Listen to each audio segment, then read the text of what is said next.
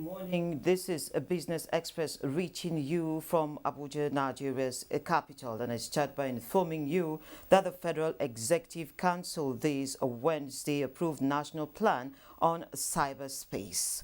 The federal government has also frowned at distortion of the National Sugar Master Plan.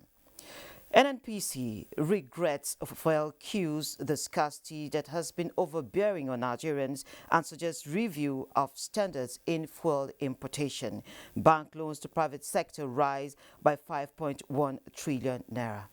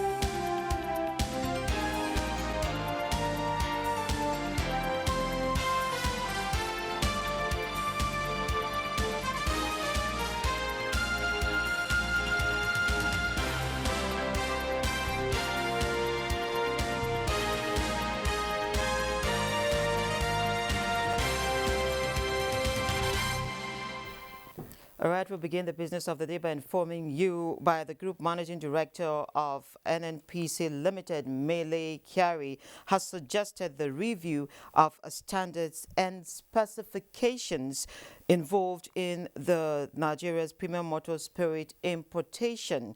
This was at an investigative hearing on the current fuel scarcity by the House Committee on Petroleum Downstream, and Abdullahi Aminu reports. Not experienced fuel scarcity for a while until recently, and this sitting is seeking explanations.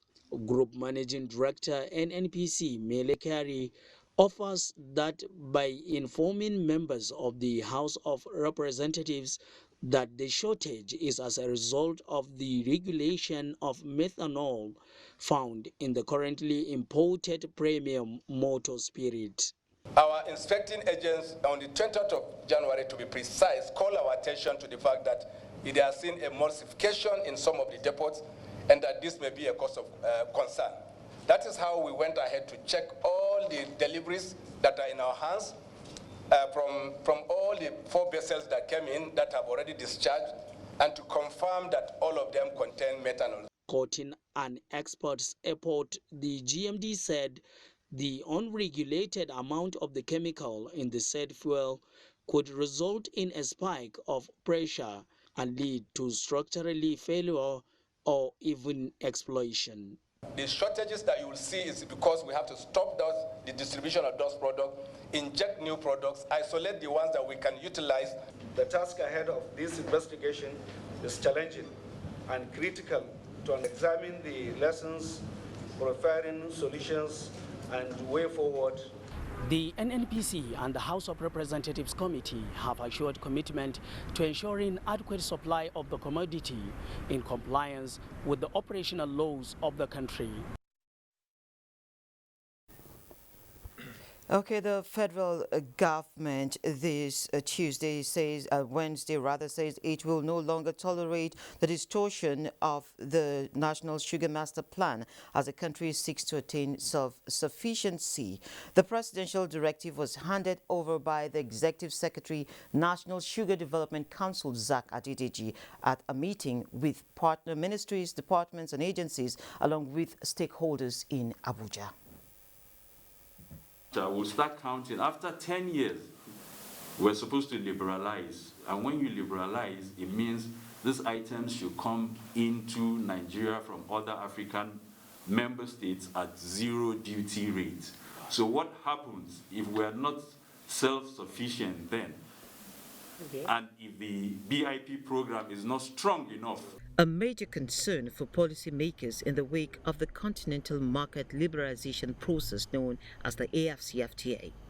The meeting here seeks to, among other things, secure recommitment to backward integration. The President has requested that before the end of this first quarter, we should submit all the BIP action plan, that is verifiable, that is auditable. It was also an opportunity to present the 2022 presidential approval for raw sugar quote amid efforts to ensure Nigeria is self-sufficient. If audit is conducted, then everything will come out, and rather it will help the operators to identify the area of the focus. Our hands will be put on fire to ensure that there is strict compliance. Otherwise, we may sit here in 5 years' time, 10 years' time, and be repeating this same kind of situation. The backward integration is a deliberate strategic policy of the government aimed at conserving foreign exchange, boosting local capacity, creating jobs, enhancing skill acquisition, and ensuring that less emphasis is placed on imported raw materials.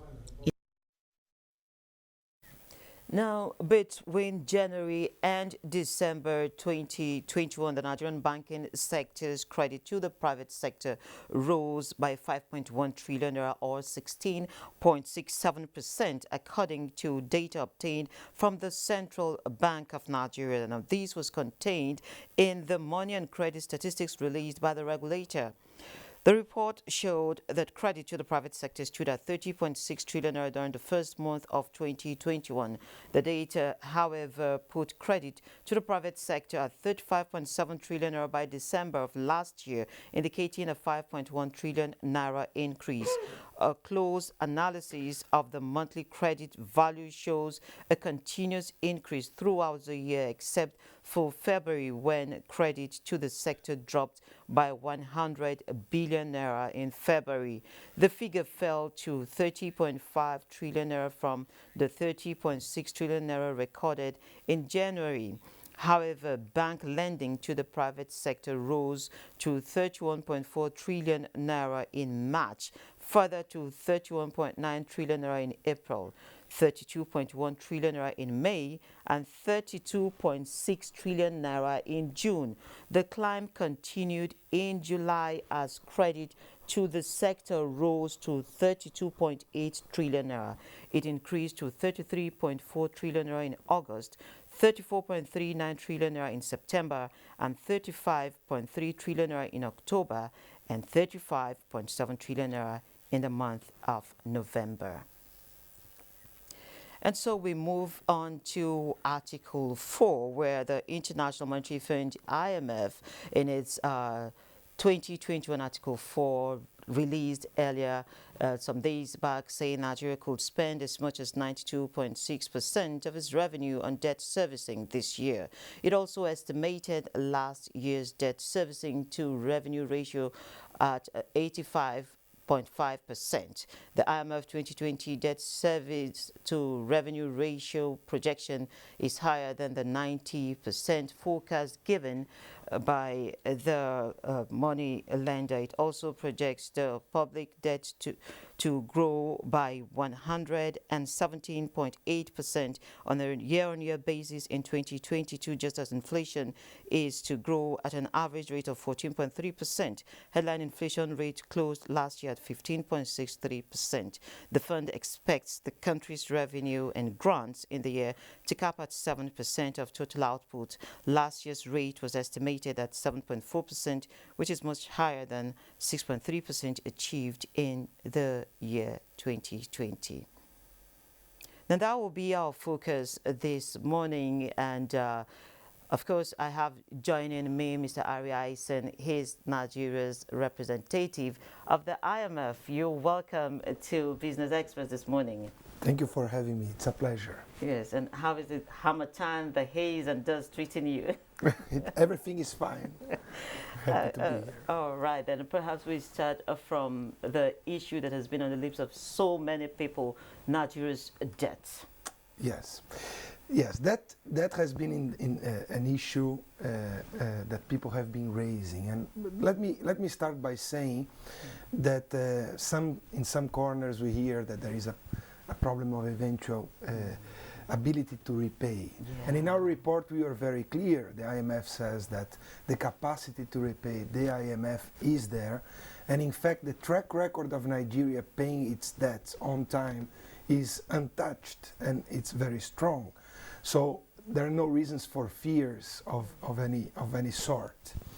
Having said that, there is a signal of alert, a warning signal if you wish, that because deficits have been very high of the federal government, the needs of financing have been increasing, and this has been making debt grows every year.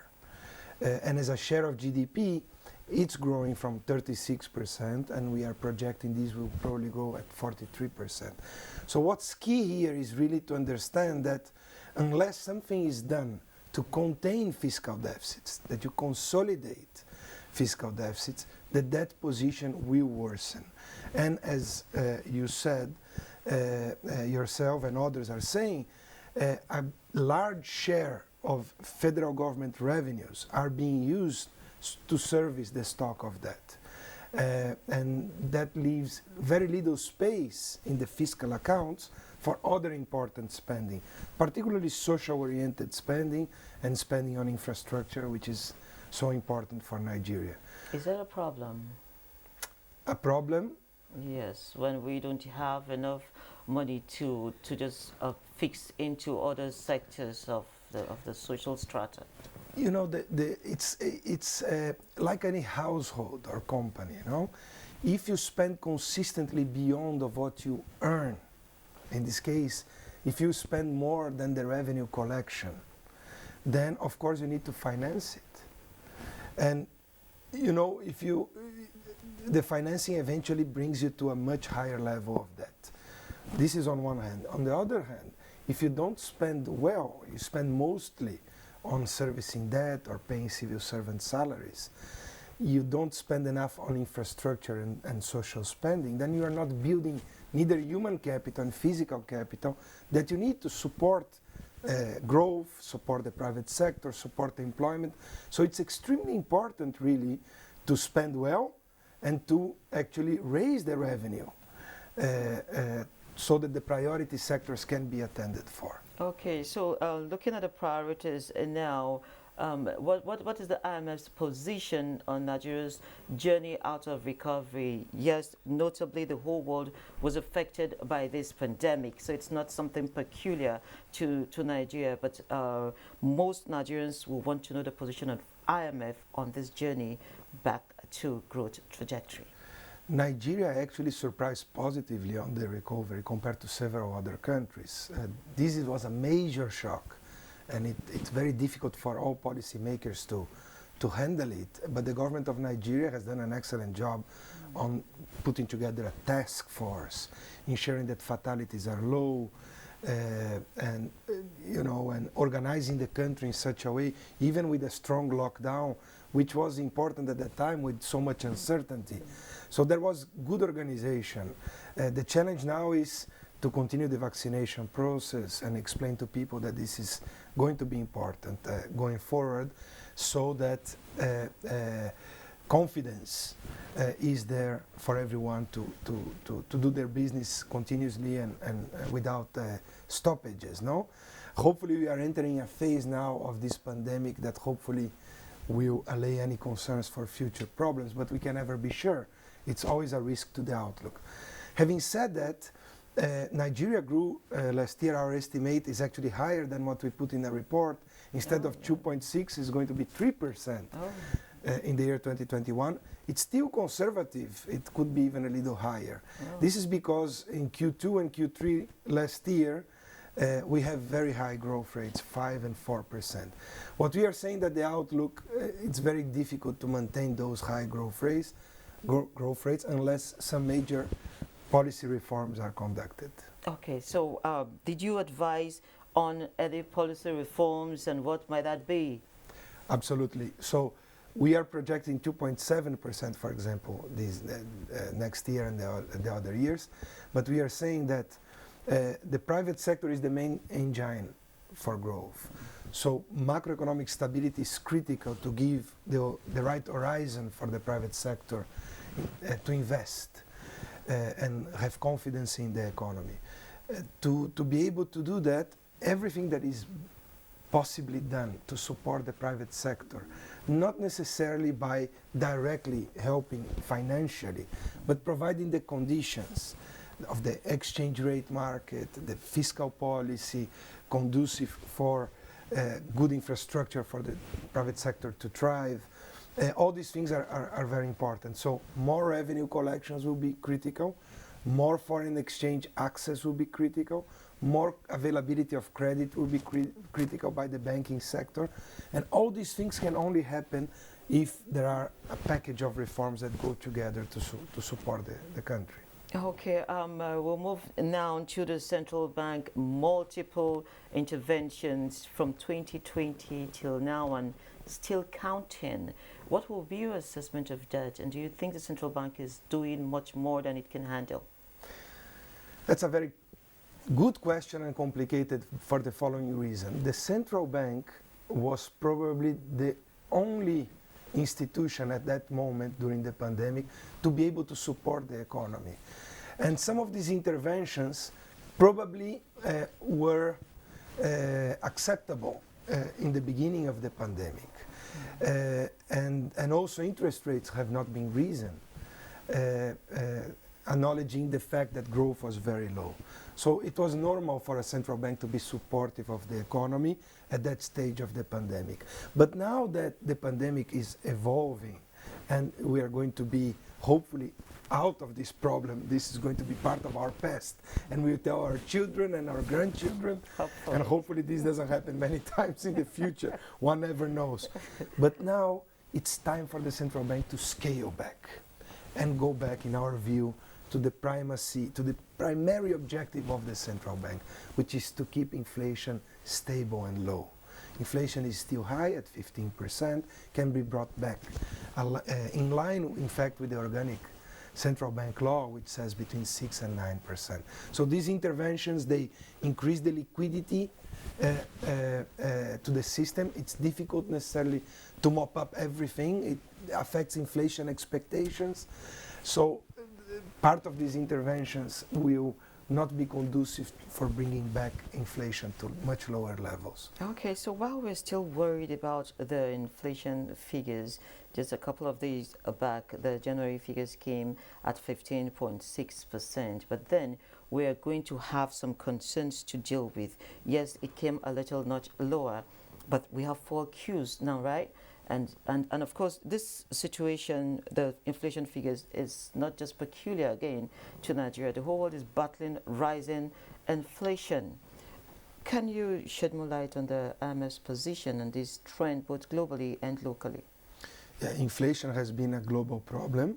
Commodity prices have risen because there was a collective effort around the world to support the recovery. And that imply major injections of liquidity, particularly in the United States and the European Union by the Federal Reserves in the case of the US Federal Reserve, and in the case of the European Union by the ECB. And now that the recovery is ongoing and inflation is high, there is a lot of discussion about raising interest rates and scale back a lot of the support that was given to what's called, for example, in the US, the quantitative easing. So we are in a moment in the global economy that the thought is that interest rates are going to go up, and that's going to happen in many countries. It's happening already in several emerging countries. Oh, wow. And therefore, unless Nigeria is prepared, together with other emerging countries, for that rise in interest rate costs all over the world, the risk is that if you need more financing, this is going to be more costly, and it will put even more pressure on the fiscal accounts. That's why it's so important to consolidate, and that's why we have insisted that despite some of the social considerations, which are very important and need to be addressed very well, that few subsidies had to be removed because they are not targeting the population, the poor population that should receive the right assistance. They are a universal benefit. And therefore, there probably are better ways to help the poor people. And it's important to focus on the fiscal position so that doesn't go out of the way at a time when interest rates are likely to increase. Okay, I most sincerely thank you, Mr. Ari, for coming on the program this morning. Thank you very much for having me. Have a very, very wonderful day. You too. Thank you. Okay, so we move now to our Surviving COVID-19 series as put together by Moplang Dako. Surviving COVID-19 series is brought to you in partnership with the Central Bank of Nigeria.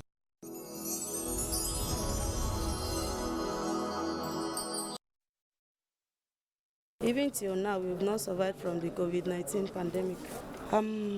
Then before the pandemic, things were moving smoothly and people don't have the fears to eat fruits. But since then till now, there is serious change. So many people find it difficult to even eat fruits outside. But most time when they see the neatness of the environment, so that is. Secondly, the cost of things in the market is seriously affecting us. The plastics especially.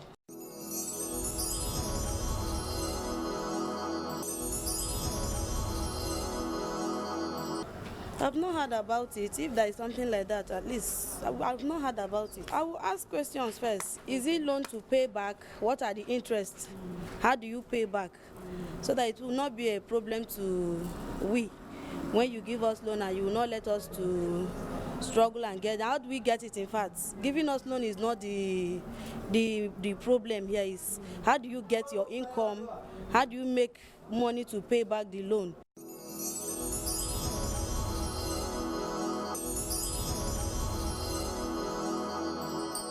If you are starting something, you don't need very big money if you know what you want. When I started with 1,000, and I started with 5 plates. But to God be the glory where I am today. If you are starting something, just look up to what's your expectation, not the capital at that moment. Surviving COVID-19 series is brought to you in partnership with the Central Bank of Nigeria. And of course, stocks investors gained 27.79 billion naira at the Nigerian exchange Wednesday to advance by 0.09% amid negative market breadth. Next is a look at the global market scene. Markets around the world rallied on Tuesday after Russia announced that it had begun returning some troops to deployment bases after training exercise near the Ukrainian border.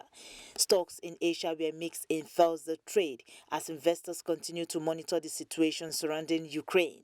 The Nikkei 225 in Japan declined 0.83%, Shanghai Composite 0.04%, and the Hang Seng Index in Hong Kong slipped 0.23%. Last night, European market closed mixed as investors assessed the geopolitical outlook following Russia's claimed partial withdrawal from the Ukrainian border, while corporate earnings season rumbles on. Meanwhile, figures are expected to maintain same trend this Thursday morning. U.S. stock futures dipped in overnight trading as investors digested corporate earning reports update from the Federal Reserve and developments in the Russia-Ukraine conflict. Futures on the Dow Jones Industrial Average shed about 0.32%. S&P 500 futures and Nasdaq 100 futures each ticked down as well. African markets are yet to post figures as at the time of this report.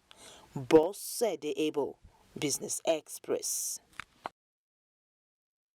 Thank you, Bosse. And with that, we come to the end of this edition of Business Express. Be informed that all previous episodes are available on YouTube on the NTA's channel. You can also communicate with us via our social media platforms. And the program returns tomorrow at 3 p.m. Be safe out there. Have a wonderful day.